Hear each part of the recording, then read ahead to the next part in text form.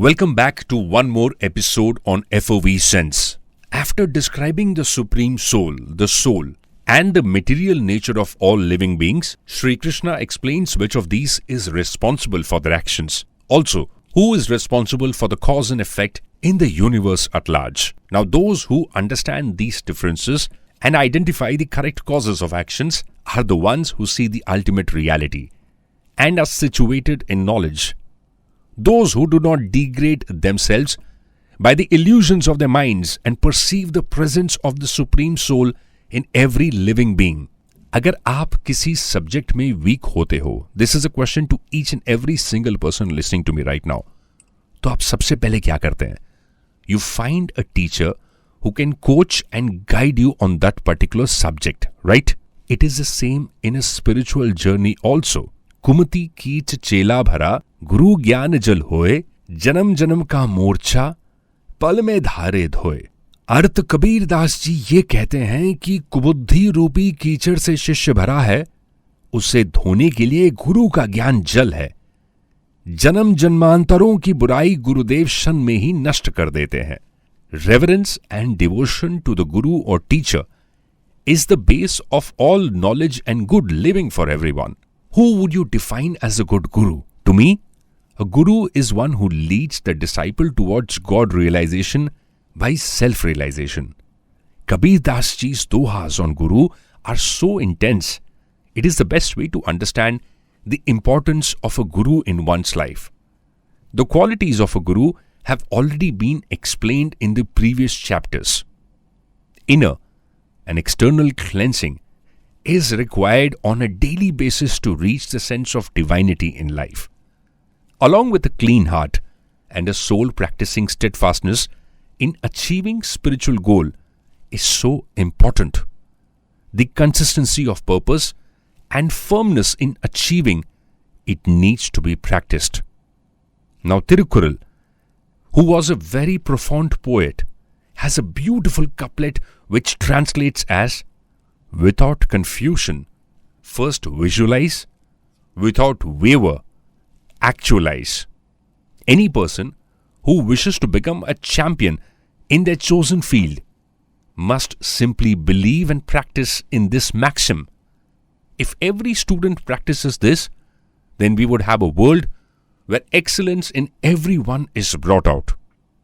Self-restraint in dealing with others and in detaching oneself from material objects must become a behavior practiced with ease. Now, wishing to acquire material things and establishing bond with people around is not wrong at all. But getting attached to material objects and relationships, it does bring sorrow.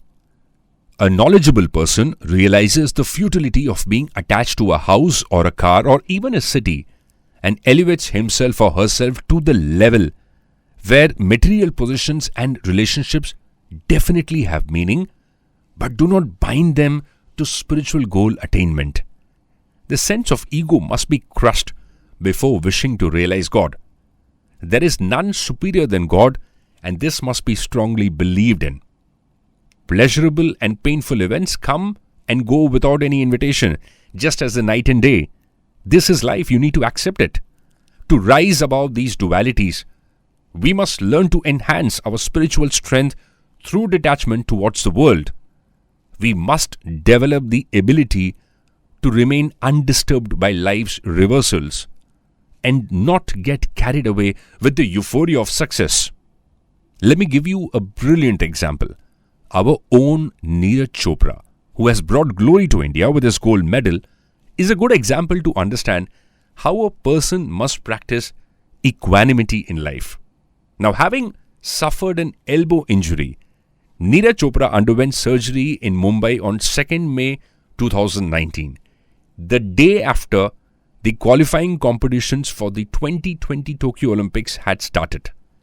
After 16 months of recuperation, including practicing meditation and rehabilitative training at Patiala and the IIS Vijayanagar, Chopra travelled to South Africa in November 2019 for training under German biomechanics expert.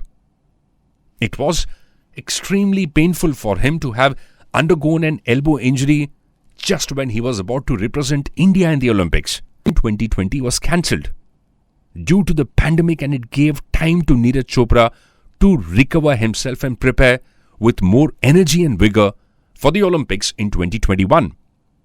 His steadfast attitude and mental strength through meditation has certainly contributed to his glory and the glory of our country. Pain is inevitable, but whether one wants to suffer in pain or rebel suffering and achieve excellence in spite of pain, that is a personal choice. Janma, Mrityu, Jara, Vyadhi, that is birth, death, old age and disease, are what every person must face in life. The earlier one learns to accept these as part of life, the easier will be the path towards God realization. One must understand the difference between loneliness and being solitary. Cultivating a habit to enjoy solitary moments is so necessary. Solitary moments means completely cut off from all gadgets, people, and any sort of distraction for at least 1 hour in a day. This habit, I believe, will surely bring us closer to God. There are so many people who are enjoying solo trips to several locations. Such people always return back, energetic, and are being able to tackle the challenges of the world in a much better manner with more composure. The true devotees are not driven by the need for company to overcome feelings of loneliness. They naturally prefer solitude that enables them to engage the mind in communion with God.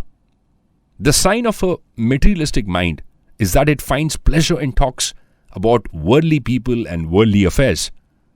Now, one who is cultivating divine consciousness develops a natural distaste for these activities and avoids the mundane society. At the same time, it is necessary to participate in it for the sake of service to God. The devotee then simply accepts it and develops the strength to remain mentally unaffected by it. This is the reason Krishna has advised us in previous chapters to treat every task of ours as a service to God.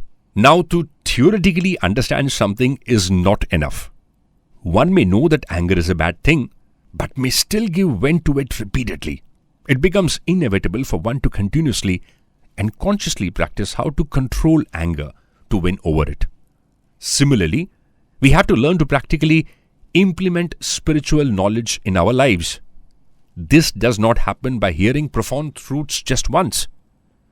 After hearing them, we must repeatedly contemplate upon them. Such mulling over the divine truth is the constancy in spiritual knowledge that Sri Krishna is advising about. This is true for everything in life. A student scores 99% marks in the exam may not be able to win the world of work because he or she has been excellent in writing an exam after gathering information from it, but is unable to implement it in real life because for doing so, several other skills are also essential. True knowledge is the ability to implement all that has been learned from every source. Anything that cripples the development of self-knowledge, simply call it ignorance and darkness. One has to move away from it. A beautiful prayer that summarizes the core concepts of chapter 13 is Asato ma sadgamaya, tamaso ma jyotirgamaya, mrityor ma amritam gamaya. Om Shanti, Shanti, Shanti.